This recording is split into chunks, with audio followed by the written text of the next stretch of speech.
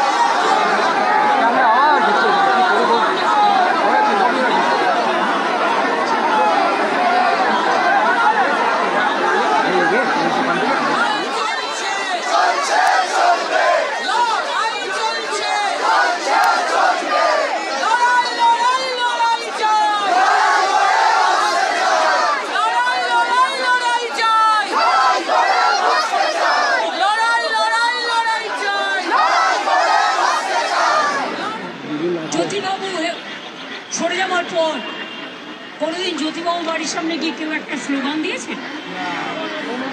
বুদ্ধদেব বাবু হেরে যাওয়ার পর কোনো একদিন তার বাড়ির সামনে কেউ একটা স্লোগান দিয়েছে? তাহলে আজকে আপনারা আমার বাড়ির সামনে লুটপেন পাঠিয়ে বলছেন হার্ট অ্যাটাক হয়ে মর। আরে আমি এখন মরবো না যতদিন তোদের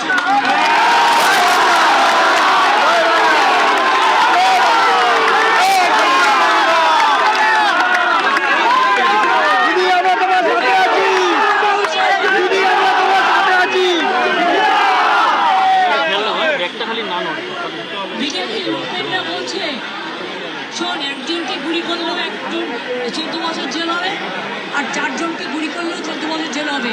অভিষেককে গুলি করবে, কল্যাণকে গুলি করবে, তৃণমূলের নেতাদের গুলি করবে। এই তোমাদের শিক্ষা? যারা জীবনটা সোজা হয়ে চলতে পারে না তাদের মাথা উঁচু করে হবে। শাসক হবে নম্র, এটা শাসকের ধর্ম। আর শাসক যদি হয়ে যায় দুরাচারী, ভ্রষ্টাচারী, ব্যভিচারী, অত্যাচারী, গণতন্ত্র হত্যাকারী, অ্যারেস্ট করছেন সবাইকে। মনে রাখবেন, আপনার দিল্লির সরকার চিরকাল থাকবে না।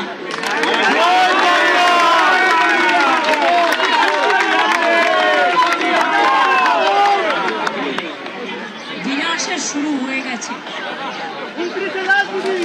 আরে অত যাচ্ছিস কেন?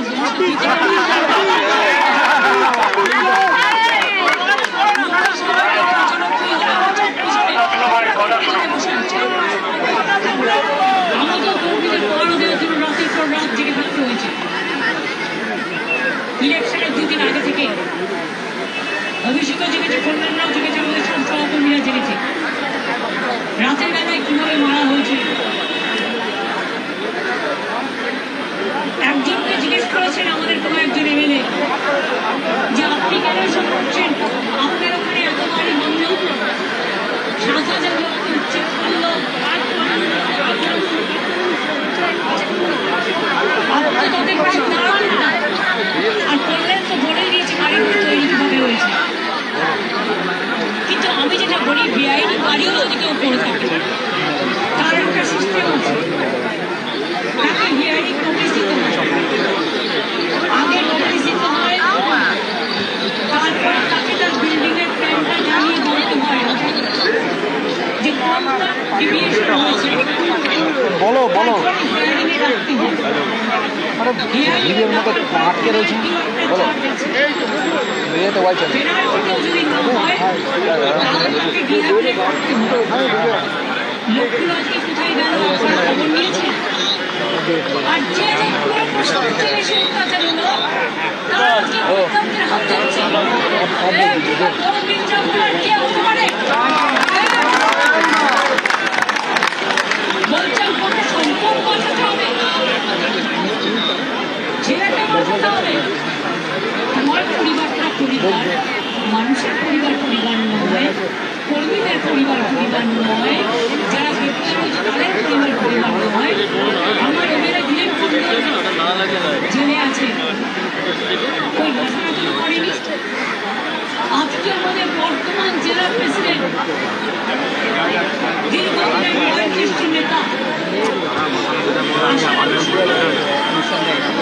নবীন চ্যাটার্জিকে অ্যারেস্ট করা হয়েছে। আমাদের কাউন্সিলর ভয়াবহ কেসে যখন বাবা মাকে দেখার কেউ ছিল না বেলায়, ছুটি করে আমার কাছে আসতো এবং তাকে দিয়ে পরিবারটাকে আমি পাশে দাঁড় করেছি। বড় পুজো কমিটির পাশে থাকতো, যাকে তাকে দিয়ে লিখে দিচ্ছিল আমাকে 5 লাখ টাকা দিয়ে দেবে। তোমার কাছ থেকে 5 লাখ টাকা চেয়েছে, তোমাকে তো এভিডেন্স রাখতে হবে। প্রথমে বলছে থানায় এসো, থানায় গেলে অ্যারেস্ট করছে, পড়ার পর এফআইআর করছে, তারপরে দিন আমরা বসে আছে এখানে বিগ বস যারা ইলেকশন করেছিলেন তারা আজকে সর্বোচ্চ পদে গিয়ে বসেছেন। দলদাস দুটো, একটা দল আর একটা দাস, যারা ইলেকশন লুট করলেন, কাউন্টিং লুট করলেন, তারা গভর্নমেন্টে রয়েছে একটা হোতা একটা হোতা। এবং তারা বলেছে গ্যাদার কেস দিন এরপর, এরপরে না আর্মস কেস দিন, রেপ কেস দিন। আর রেপটা করলে না কর, এই যে দুপুরে অত্যাচারিত হলো, ওই অস্ত্র তো প্রতিবাদ করছেন না, কোথায় গেলে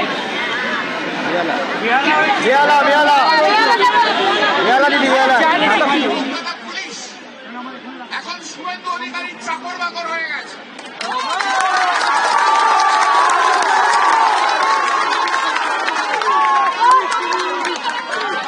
পর্যন্ত তার সিগন্যাল পাবেন না। আর ক্রিমিনাল তো রাত্রিবেলাতেই জানে, ক্রিমিনাল রাত্রিবেলাতেই ইনস্ট্রাকশন দিয়েছে।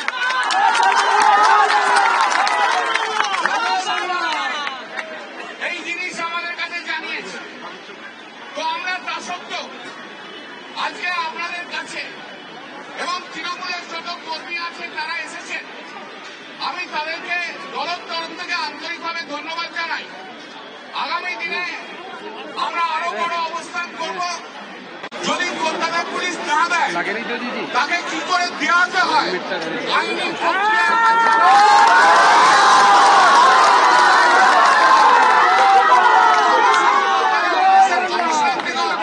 বলছি যে আপনারা পাবলিক এক্সচেকার থেকে আপনাদের স্যালারি পান, আপনাদের শুভেন্দু অধিকারী শান্তিনিকেতন থেকে পয়সা নিয়ে এসে মাইনে দেয়। আইন অনুযায়ী কাজ করুন। সময় পাল্টায়, মানুষও কিন্তু পাল্টে যাবে, মানুষও পাল্টাচ্ছে, চিন্তা করবেন না। মাত্র 4% ডিফারেন্স ছিল, আজকে দাঁড়িয়ে দেখুন 2% ডিফারেন্স নেই। আমাদের ভিডিও ভালো লাগলে লাইক এবং শেয়ার করুন। কমেন্ট সেকশনে গিয়ে জানান আপনাদের মতামত। আরও ভিডিও পেতে আমাদের চ্যানেল সাবস্ক্রাইব করুন এবং প্রতি মুহূর্তে খবরের আপডেট পেতে প্রেস করুন বেল আইকন।